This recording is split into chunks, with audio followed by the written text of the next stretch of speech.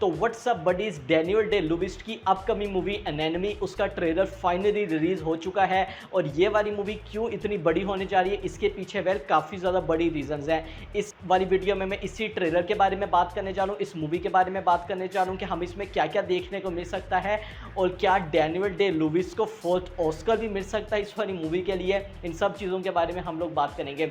अब सबसे पहले डैनियल डे लुइस, हम सबको पता है कि 2017 में उनकी जो मूवी आई थी फैंटम थ्रेड, काफ़ी ज़्यादा एक्सेप्शनल और मास्टरपीस मूवी थी। उसके बाद उन्होंने जो एक्टिंग है उससे रिटायरमेंट ले ली थी और ये वाली चीज़ को कंफर्म कर दिया गया था उन्हीं की तरफ से। मतलब खुद तो वो मीडिया में इतने ज़्यादा नहीं आते, मतलब कि उनके सोर्सेज से ही अब एक्टिंग में डैनियल डे लुइस हमें दोबारा से नहीं देखने को मिलेंगे। मगर कुछ एक साल पहले ही एनेमी यानी कि ये जो मूवी है जिसका अभी ट्रेलर रिसेंटली रिलीज हुआ है, इस वाली बात को भी ऑफिशियली कंफर्म कर दिया गया था कि वो एक्टिंग में जो है ना दोबारा आ चुके हैं, उनका कमबैक हो चुका है और वो हमें इस वाली मूवी में देखने को मिलने जा रही हैं। तो यस, ये काफ़ी ज़्यादा एक बड़ी चीज़ है।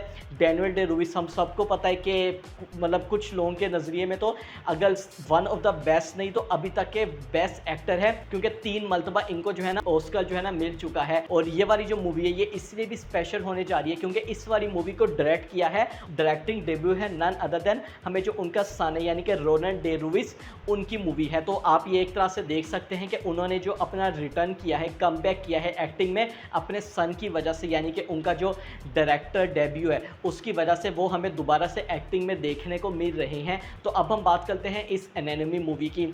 सबसे पहले तो यार इस वाली मूवी को देख के अगर तो ये वाली मूवी जिस तरह ट्रेलर से हमें दिखाया गया इन लोगों ने वैसे ही हमें देखने को मिलती है, जिस तरह से मैं भी जिन चीज़ों के बारे में बात करूँगा, अगर वो सारी की सारी चीज़ें हो जाती हैं तो ये रोलन डे लुइस की काफ़ी ज़्यादा बड़ी अचीवमेंट में से होगा। अगर उनकी पहली मूवी ही यानी कि जो उनकी डेब्यू मूवी है एज अ डायरेक्टर, वो हमें इतनी ज़्यादा पावरफुल और इतनी ज़्यादा स्ट्रॉन्ग देखने को मिल जाती है। तो इसकी जो हमें स्टोरी है वो यहाँ पर देखने को मिलती है डैनियल डे लुइस के करैक्टर से, और इधर वो जो है ना करैक्टर प्ले करने जा रहे हैं रे स्टोकर का। और इधर इस वाली मूवी में हमें और कास्ट के बारे में अगर मैं बात करता हूँ तो हमें इसमें देखने को मिलेंगे शॉन बेन। अगर आप लोगों को इन एक्टर का नहीं पता तो वैसे तो पता होना चाहिए, गेम ऑफ थ्रोन्स अगर आप लोगों ने देखी है, यही एक्टर हैं जो कि नेड स्टार्क का करैक्टर प्ले करते हैं। इस वाले जो ट्रेलर है उसकी स्टार्टिंग हमें देखने को मिलती है डैनियल डे लुइस की करैक्टर से, जिधर जो है ना वो वाइल्ड में बैठा हुआ होता है और उसके साथ ही हमें सामने शॉन बेन के करैक्टर का एक सीन देखने को मिलता है। और उसके बाद हमें एक मोनोलॉग भी सुनने को मिलता है जिधर हमें यह पता लगता है कि जो डैनियल डे लुइस का करैक्टर होने जा रहा है यानी कि रे स्टोकर, अगर मैं जिसकी बात करता हूँ, वो काफ़ी सालों से यानी कि 20 साल हमें इधर बताया जाता है कि आइसोलेशन में वो रह रहा है। और इसके बाद हम लोग बात कर देते हैं इस वाली मूवी के सिनॉप्सिस की। तो इसकी जो सिनॉप्सिस है वो यही होने जा रहा है, हमें जो डैनियल डे का करैक्टर रे स्टोकर देखने को मिलने जा रहा है वो 20 सालों से वुड्स के अंदर एक छोटे से घर में रह रहा था, एक लॉज जिसको जो है ना कह के बुलाया जाता है। मगर वहाँ पे जो है ना 20 साल बाद उसका भाई उधर आ जाता है उससे मिलने के लिए, यानी कि पता लगाने के लिए कि एक्चुअली में ये 20 साल से इधर कर क्या रहा है, इसका पता किसी को भी नहीं है। तो ये हम इधर इसकी जो है ना स्टोरी दिखाई जाएगी। एक तरह से आप कह सकते हैं कि फैमिली रीयूनियन टाइप हमें चीज़ें देखने को मिलेंगी इस वाली मूवी में, जिधर जो 2 ब्रदर हैं उनका 20 साल बाद रीयूनियन होगा और हमें इन सारी चीज़ों के बारे में दिखाया जाएगा। मगर ट्रस्ट मी, मैंने आप लोगों को जो स्टोरी बताई है इतनी सिंपल तो ये होने नहीं वाली जितनी लगती है, क्योंकि आगे जाके हमें जो ट्रेलर है उसमें काफ़ी ज़्यादा अमेजिंग चीज़ें जानने को मिलती हैं। इधर मैं एक चीज़ कहना चाहूँगा कि सिनेमेटोग्राफी काफ़ी ज़्यादा अमेजिंग है इस वाली मूवी की, ये तो इसके ट्रेलर को देखने से पता लग चुका है। और ये वाली मूवी जब बड़ी स्क्रीन में देखेंगे, आई होप कि ये वाली मूवी इधर कराची में रिलीज़ हो मतलब ओवरऑल पाकिस्तान में भी रिलीज़ हो, क्योंकि मैं होप करता हूँ कि ये वाली मूवी रिलीज़ होनी चाहिए डैनियल डे लुइस की। इधर हमें कोई भी करैक्टर दिखाया जाता है जो कि हमें पता तो नहीं है कि एक्चुअली में ये डैनियल डे लुइस का जो करैक्टर है उसका बेटा होगा या क्या होगा, मगर ऐसे ही लगता है ये इन्हीं में से इनकी फैमिली का हिस्सा है। तो अगर मैं गैस करना चाहूँ तो मे बी यानी कि जो रे स्टोकर का भाई यानी कि जो जिम स्टोकर है जिसने 20 साल बाद अपने भाई को विजिट किया है, ये उसका बेटा हो सकता है, मुझे ऐसी फीलिंग आ रही है। तो वो हम इधर एक सवाल पूछता हुआ दिखाई देता है कि वो 20 साल से कहाँ थे। अब उसके बाद ये वाला शॉट काफ़ी ज़्यादा इंपॉर्टेंट है, जिधर हम एक तालाब में देखते हैं, इधर डैनियल डे लुइस का कैरेक्टर रे स्टोकर होता है और हम जो है ना काफ़ी ज़्यादा बड़ी मछली को देखते हैं, जिसको पहले देखने से ही हम लोगों को पता लग चुका है कि ओके इस वाली मूवी में ना हमें हेलुसिनेशन टाइप या मेटाफोरिकल चीज़ें काफ़ी ज़्यादा देखने को मिलेंगी। ये वाली मछली आप कह सकते हैं एक मिथोलॉजिकल इमेज है, कट लगे हुए हैं, यानी कि एक जिंदा मछली नहीं है बल्कि एक मुर्दा मछली हमें देखने को मिल रही है। अब ये जो है ये किसको रिप्रेजेंट करती है? मुझे लगता है बेसिकली ये डैनियल डे लुइस का जो कैरेक्टर है रे स्टोकर, उसकी गिल्ड को, वो जो आइसोलेशन में रह रहा है, मतलब 20 साल से अलैदगी में रह रहा है, तो किसी वजह से रह रहा होगा ना, तो वो वजह ना उसको ये रिप्रेजेंट करते हुए दिखाई दे सकती है। आप लोगों को याद होगा 2019 में एक मूवी आई थी लाइट हाउस, काफ़ी ज़्यादा अमेजिंग मूवी थी। हमें विलियम डेफे और रॉबर्ट पैटिसन देखने को मिले थे। अगर आप लोगों ने नहीं देखी तो मैं ज़रूर सजेस्ट करूँगा अभी वो लोग आप उस वाली मूवी को देखें, काफ़ी ज़्यादा अमेजिंग मूवी है।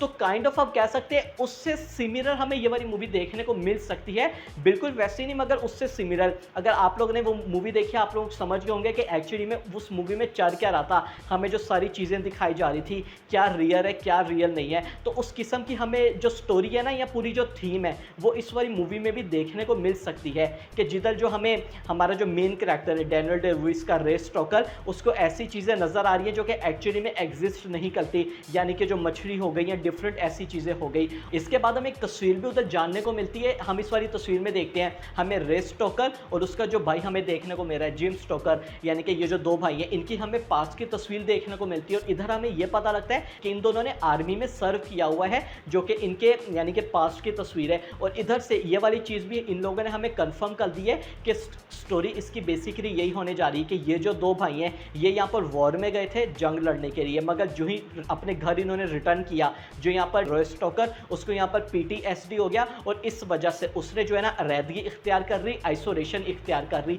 तो ये हम इधर चीज़ दिखाई जाएगी। और आप लोगों को पता होगा कि हमें इस वाली चीज़ पे तो काफ़ी ज़्यादा मूवीज़ देखने को मिली है, I mean you name it, जो कि इन लोगों ने ऐसी वॉर वेटरन PTSD जो ट्रॉमा हुआ, कोई जंग लड़ने गया वापस आया तो उसके साथ क्या उसको फीलिंग आ रही है, काफ़ी ज़्यादा ऐसी मूवीज़ है। Born on the 4th of July इसकी काफ़ी ज़्यादा अच्छी एग्जाम्पल है टॉम क्रूज की। तो ये हमें उस किस्म की मूवी देखने को मिल सकती है कि जब वो जंग से वापस आया तो आइसोलेशन में रह रहा है। और इधर मैं एक और कैरेक्टर के बारे में बात करना चाहूँगा जो कि हमें एक लेडी कैरेक्टर देखने को मिलती है। वो उधर ये कहती है कि इसने मुझे भी नहीं बताया कि 20 साल पहले उधर क्या हुआ था। तो हमें ये भी स्टोरी दिखाई जा सकती है कि उसके भाई का इधर आने का मकसद यही है कि एक्चुअली में वो ये जानना चाह रहा है कि उसके साथ हुआ क्या है, यानी कि डैनियल डे लुइस के कैरेक्टर के साथ हुआ क्या है, इसको जंग में ऐसा क्या हुआ था जो उसको ऐसा PTSD है और इसको हम कैसे सही कर सकते हैं। तो ये जो है ना हमें सारी चीज़ें इधर जानने को मिल रही हैं। और हमें जो इधर रे स्टोकर उसकी जो हमें पूरी अपीयरेंस देखने को मिली है, एक्टिंग की तो यार खैर वो तो क्या ही मैं उसकी बात करूँ, मैं सरप्राइज नहीं हूँगा कि अगर वो नॉमिनेट भी हो जाते हैं ऑस्कर के लिए, मैं सही बता रहा हूँ।